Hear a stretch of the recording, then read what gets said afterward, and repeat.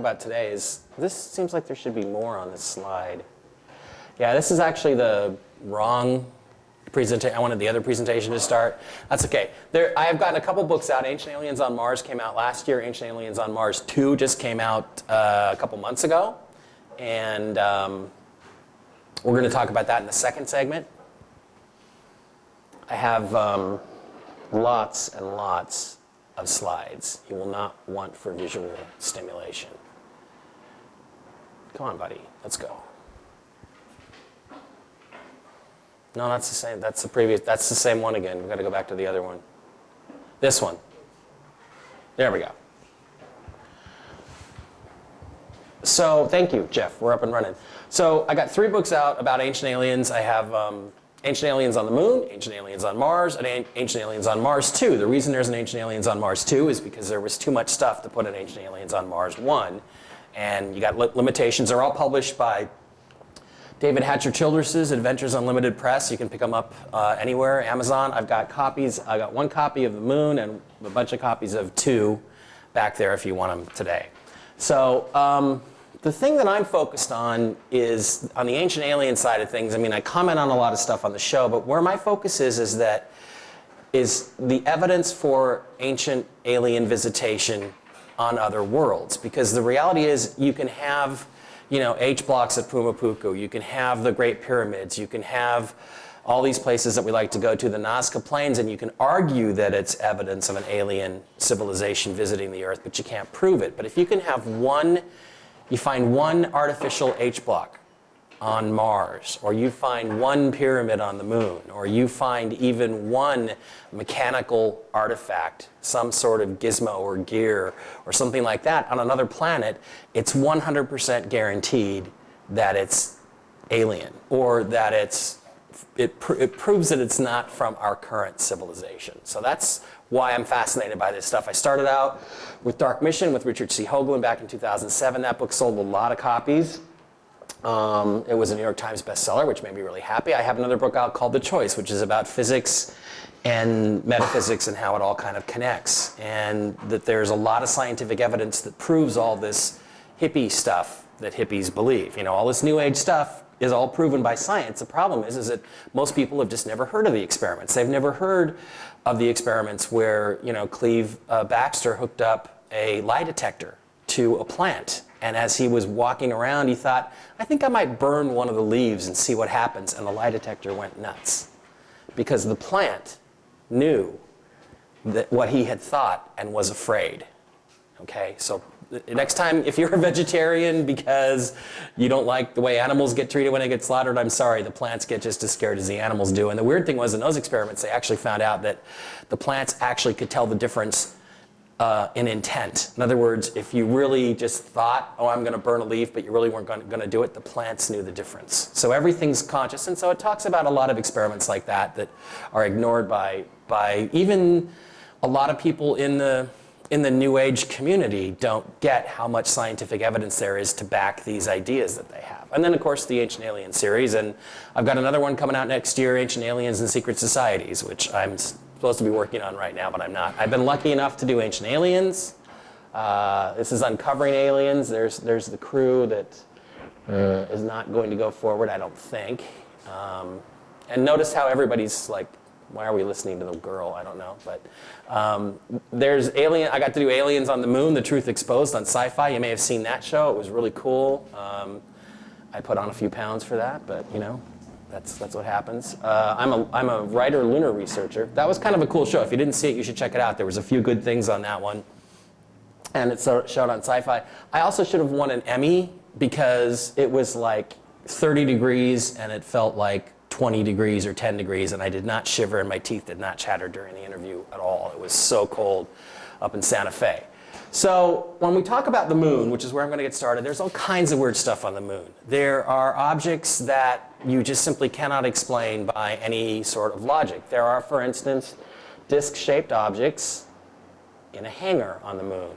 There are pyramidal objects on the Moon. There are what look like, I'm going to say it, the head of a robot or something in a crater on the Moon. So there's stuff at far-away focus, at close-up focus, and all of the levels in between. So where I'm going to start is when we first went to the moon. This is Surveyor 1. It's the first landing on the surface of the moon. This is an actual picture from the TV camera. When it landed, it sent pictures back, and it sent them back in color. The problem was when it sent it back in color, it looked like this, okay? Which really weirded everybody at NASA out. They didn't understand why was the surface of the moon all colorful like this, and the color wheel was correct. Everything was calibrated, but there was all this glowing yellow, purple, blue, kind of different colors and stuff in there, and nobody could figure out why. Well, there's a reason why, and we'll get to that in a second. Now, in the past, there have been some books that have looked at whether there are alien bases on the moon and that sort of thing, but I don't think, they haven't been real super serious investigations. George Leonard's book was pretty good, Somebody Else is on the Moon.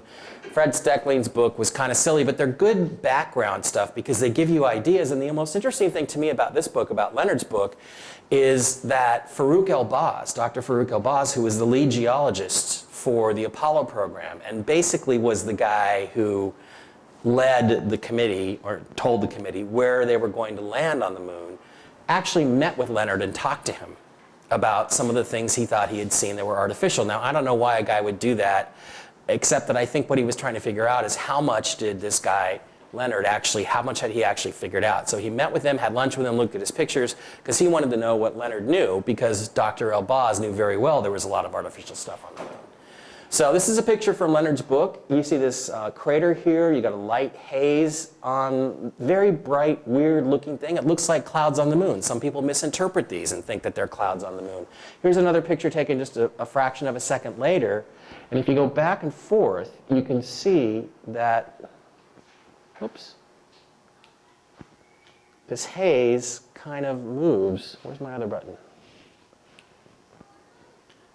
Up over the crater. But what's really happening is the spacecraft is moving this way, and it's taking pictures back, and what this gauzy stuff is actually like a glass-like structure, glass towers over the surface of the moon, and that's what we're going to look at. Here is this wispy, white, glassy stuff coming over the rim of a crater. So everything kind of went dead on the moon front until the mid-90s when Richard Hoagland started looking at the moon. The place he started to look was a region called Sinus Meta-E. That's it right here. It basically means the sea in the middle, the dark area in the middle. And the first thing he noticed was that there was a crater right exactly dead center on the lunar disk that was triangular. And to him, you know, Hoagie, that's kind of like, well, I'm going to look there because there's a triangle there. Now, as we looked at this crater, which is named Ukurt, it maintains the basic rough triangular shape in other photographs. And it's also really obvious that there was a lot of people in NASA on the Apollo missions and on Lunar Orbiter that took a lot of pictures of this area. It was originally considered a good landing spot, possibly, for Apollo 11. The problem is that they found a lot of stuff there that we might run into. So it ended up not being a very good spot. This is a Lunar Orbiter photo of Sinus Meta-E. It's Lunar Orbiter 384M. And as you look at this, it's looking out across Sinus Meta-E, and you begin to look at the edge of the picture. You can see these are just droplets. These are developer droplets from the processing of the film. But as you keep looking, what you find eventually is that there's stuff that shouldn't be there. What you should see is just normal rolling hills, every sort of crater that you can imagine on the surface. But what you shouldn't see is this right here. You shouldn't see something sticking straight up vertically and casting a shadow on the lunar surface. And as you get closer and closer to this, what you can see, that is a photographic mark. That's a photographic residue mark. That is sticking up out of the surface of the moon, 90 degrees, which it should not be. And it is casting a shadow on the lunar surface in the correct direction. Here it is corrected. There's the object sticking up. Hoagland eventually called that the shard. There's the shadow. All the geometry is correct. And not only that, but there's this other thing back here, which nobody really knows what the heck that is. Now the question is, could this stuff be dirt? No, here's the dirt here, and there's a framelit line. What they used to do is assemble these things in frames.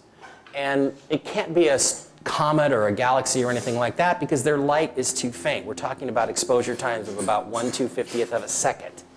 So you got these two objects on here that really shouldn't be there, and when you start to enhance them a little bit, this guy right here is this. And you can see it's got a cellular structure. This is not anything to do with JPEGs. This was all stuff that was taken off of analog film. In other words, people took actual negatives of the Apollo photographs. They had them printed out.